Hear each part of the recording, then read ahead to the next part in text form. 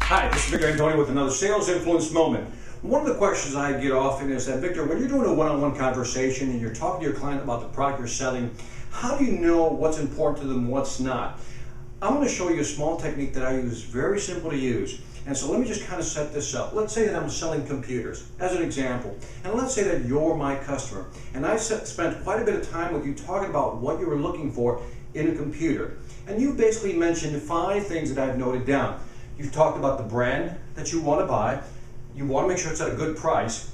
You also talk about how much memory the computer has. And you talk about portability, how heavy the computer is going to be. And last but not least, you talk about processor speed, how fast the processing unit is on the computer.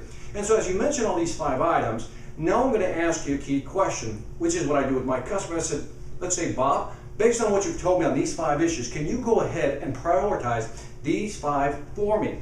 What I typically do is write all 5 down, turn the paper, slide it over to Bob, so to speak, and I said, Bob, go ahead and prioritize those for me. And so let's say that I'm Bob for a second. I'll look at this. I said, well, price is always a big deal. I'll say that's number 1. Processing speed is definitely really big, so that's number 2. This could be number 3, 4, and brand name is 5. So now, you basically told me now that priority is what? Price. So when he listed all 5 priorities, what did Bob just tell me? What did my customer just tell me? He basically told me how to sell him. He basically gave me the sequence in which to sell him. He's basically telling me, Victor, I'm first concerned about price. The second thing is I want to make sure it's a fast computer. Third, I want to make sure it has enough memory. 4, it's got to be portable, not way heavy. And last but not least, brand is not a big deal. So why is this important? Because if I don't ask him to prioritize, I could be selling him on the brand. Well, guess what? Brand is not a consideration for him, at least a top consideration, so I'm mismatching what I'm selling.